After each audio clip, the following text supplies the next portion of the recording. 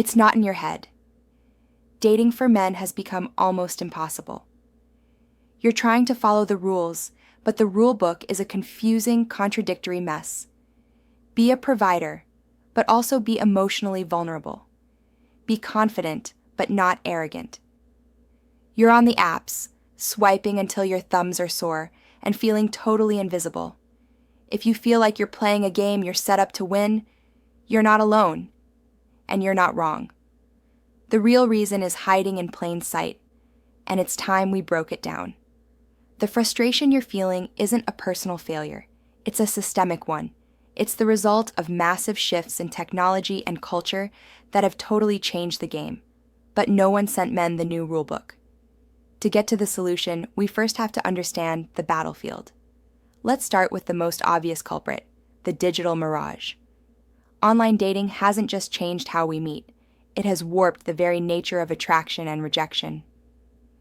These apps operate less like a social club and more like a brutal winner-take-all marketplace. Recent data on Tinder's user base shows it's about 75.8% male and 24.2% female, a staggering 3-to-1 ratio of men to women. This creates a massive supply and demand imbalance right from the start. Faced with an overwhelming number of options, women logically become more selective. Studies show that women swipe right on only about 5 to 15% of profiles they see.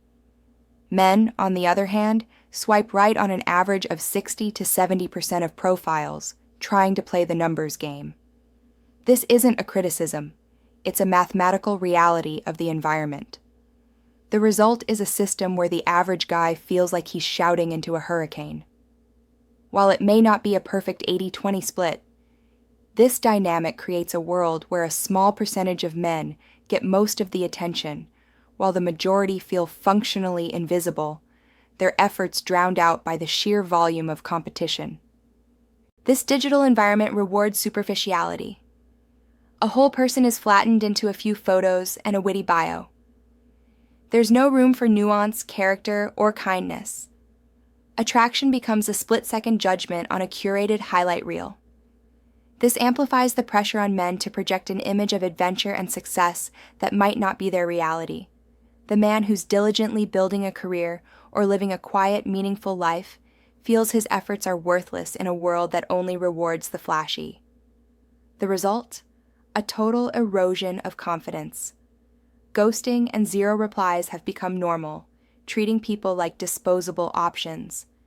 It's a numbers game you are statistically set up to lose, and it's grinding down millions of good men. But the digital world is only one layer of this. The second, deeper problem is a full-blown crisis of masculinity. For generations, the blueprint for being a good man was clear. Be a protector, a provider, a rock. Today, that blueprint has been torn to shreds, and the new one is a confusing, contradictory mess. Society sends men an impossible set of mixed messages. Be strong, but not aggressive. Be a leader, but also be collaborative. Be a provider, but don't be obsessed with work. Be emotionally vulnerable, but don't be too nice and end up in the friend zone. This confusion leaves men psychologically disoriented, caught between being too soft and being too aggressive. You try to be respectful and sensitive, and you're seen as boring. You try to be more assertive, and you worry you're crossing a line into toxic behavior. It feels like walking a tightrope where one wrong step gets you labeled a creep or a simp. The safest option becomes doing nothing at all. This is all tied to intense economic pressure. Even with evolving gender roles, being a financial provider is still a core part of the definition of manhood for most people. In an uncertain economy, that role is harder than ever to achieve, creating a deep sense of inadequacy. Men feel immense pressure to project financial success just to be considered, leading many to feel they have to go into debt just to pay for impressive dates. When your identity is so wrapped up in a role that feels increasingly out of reach, it's no wonder so many men feel lost. Finally, these two forces, the digital mirage and the masculinity crisis, have created a devastating third problem: the atrophy of real connection. As our lives moved online, our ability to connect in the real world withered. We've replaced face-to-face conversations with texts and DMs, losing the crucial ability to read body language and tone. This leads to anxiety in real social settings, making it even harder to build genuine rapport. This is made worse by what researchers call a friendship recession. Men are struggling with social isolation more than ever. One recent report found that 15% of men have 0 close friends. A Gallup poll revealed that 1 in 4 young American men felt lonely a lot of the day yesterday. Men are taught from a young age to be self-reliant, to hide their pain, which makes them less likely to reach out. This creates a vicious cycle. Dating feels impossible, which leads to loneliness, which in turn kills the confidence you need to date. So what does this all feel like? It's more than just frustrating. It's a soul-crushing weight. It's the silent gut punch of seeing your message left on read for the 10th time this week. It's the slow, creeping feeling of inadequacy after a weekend of swiping with 0 matches. It's the mental exhaustion of trying to be the perfect mix of confident, but not arrogant, funny, but not a clown, vulnerable, but not weak. You feel like you're constantly auditioning for a role you don't understand, and the casting directors are silent and unforgiving. This isn't just about not getting dates. It's about a profound sense of invisibility. Over half of men report feeling like, no one really knows me.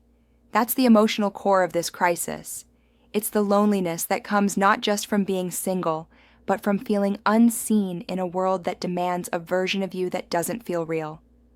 You're putting in the work, hitting the gym, focusing on your career, trying to be a good person, but it feels like none of it is being seen.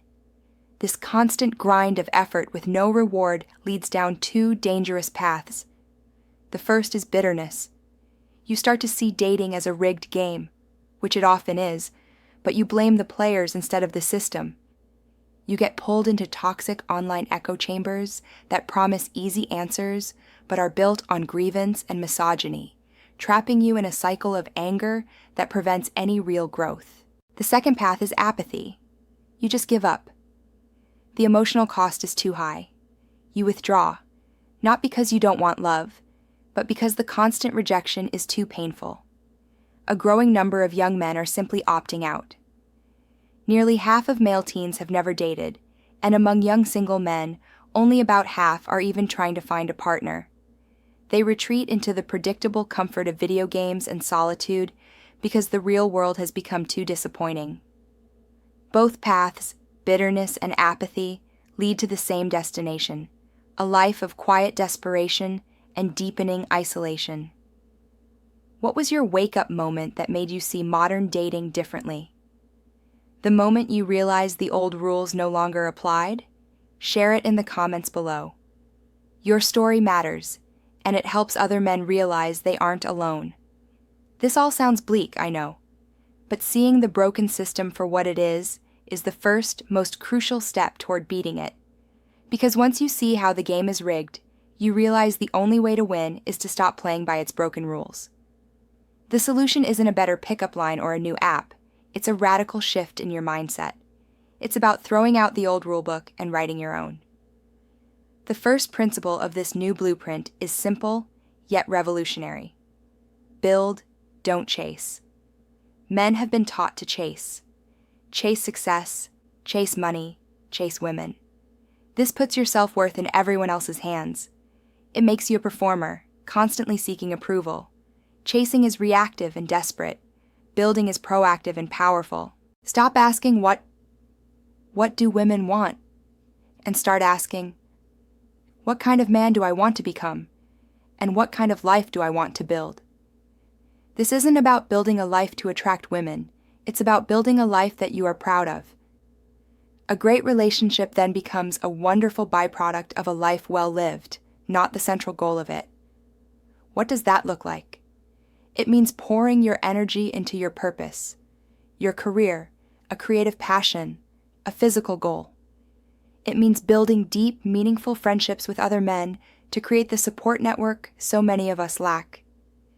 It means cultivating hobbies that actually excite you, not just ones that will look good on a dating profile. When you're lit up by your own life, you radiate a magnetic energy.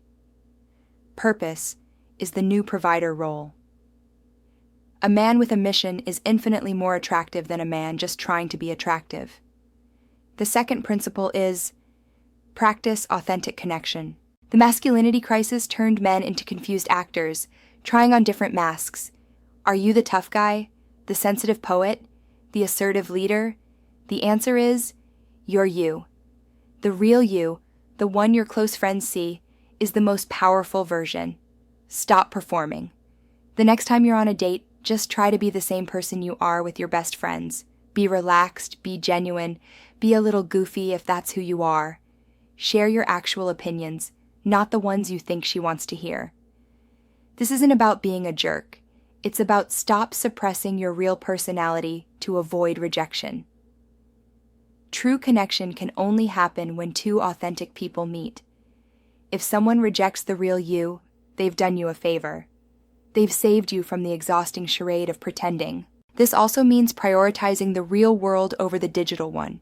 Use the apps less. Join a sports league, a book club, a hiking group, a martial arts class. Go to places where people with shared interests gather. Relearn the art of a simple, low-stakes conversation without an agenda. This rebuilds the social skills we've lost to screens and puts you in places where connection can happen organically. The third and final principle is to understand, don't assume. The internet is filled with gurus selling one-size-fits-all dating advice, often encouraging you to see women as a monolith you can manipulate with a set of rules. This is a trap. It fosters resentment and strips the humanity from the very connection you want. The truly confident approach is to replace assumption with curiosity. Instead of learning rules about women, cultivate a genuine interest in understanding the individual in front of you. Ask questions. Actually listen to the answers. Be curious about her perspective, her passions, her fears. This isn't a technique. It's a fundamental shift toward empathy and respect. It moves you from the frame of men versus women to a collaborative frame of you and me trying to connect. It short-circuits the entire toxic narrative and allows something real to emerge. If this resonated with you and you're ready to stop playing a rigged game and start building your own life, hit that subscribe button. We're going to dive deeper into each of these principles in future videos. The dating world for men is undeniably broken right now. The systems, from the apps to our culture, are actively working against you. But you are not powerless. The moment you stop seeking validation from others and start building it within yourself is the moment you take your power back.